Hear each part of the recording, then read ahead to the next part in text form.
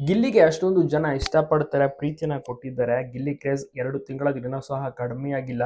ಒಟ್ಟಾರೆ ಏನೇ ಆಗ್ಲಿ ಗಿಲ್ಲಿ ಮತ್ತೆ ಕಾವ್ಯ ಜೋಡಿನ ಜನರು ಇಷ್ಟಪಡ್ತಾರೆ. ಮೊನ್ನೆ ನಡೆದಂತ ಉತ್ತರ ಕರ್ನಾಟಕದ ಫಂಕ್ಷನ್ ಅಲ್ಲೂ ಸಹ ಅಷ್ಟೇನೆ ಗಿಲ್ಲಿ ಮತ್ತೆ ಕಾವ್ಯಗೆ ಡೈರೆಕ್ಟ್ ಆಗಿ ಅಣ್ಣ ಅತ್ತಿಗೆ ಅಂತ ಸಹ ಕರೀತಾರೆ. ಸೊ ಅಲ್ಲೂ ಕೂಡ ಕಾವ್ಯ ಅವರು ಹಿಂದೆ ತಿರುಗಿ ರಿಯಾಕ್ಟ್ ಮಾಡ್ತಾರೆ. ಸೊ ಆ ರೀತಿಯ ಒಂದು ಕ್ರೇಜ್. ಬಟ್ ಕಾವ್ಯ ಅವರು ಹೇಳುವುದು ನಾವು ಕೇವಲ ಸ್ನೇಹಿತರು ಅಂತ.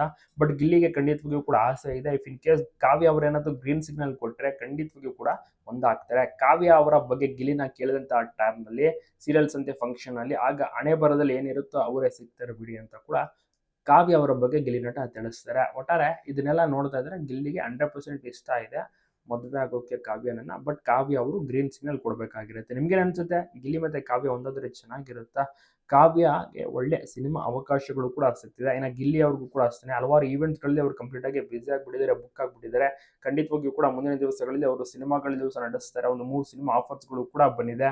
ಆದ್ರೆ ಒಟ್ಟಿಗೆ ಗಿಲ್ಲಿ ಕಾವ್ಯ ನಟಿಸ್ಲಿ ಎಂಬ ಆಸೆಯನ್ನು ಸಹ ಜನರು ವ್ಯಕ್ತಪಡಿಸ್ತಾರೆ. ಹಲವಾರು ಆಸೆಗಳು ಜನರು ಗಿಲ್ಲಿ ಮತ್ತೆ ಕಾವ್ಯ ಮೇಲೆ ಇಟ್ಕೊಂಡಿದ್ದಾರೆ. ಅದು ಯಾವ್ದು ನೆರವೇರುತ್ತೋ ಗೊತ್ತಿಲ್ಲ. ಒಟ್ಟಾರೆ ದೊಡ್ಡ ಆಸೆ ಅಂದ್ರೆ ಗಿಲ್ಲಿ ಮತ್ತೆ ಕಾವ್ಯ ಮದುವೆನ ಜನರು ನೋಡಬೇಕು ಅಂತ ಹಲವಾರು ಸ್ಟೇಟ್ಸ್ಗೆ ಹಾಕೋತಾರೆ, ವಿಶ್ ಮಾಡ್ತಾರೆ, ಜೋಡಿ ಸೂಪರ್ ಅಂತೆಲ್ಲ ಹೇಳ್ತಾರೆ.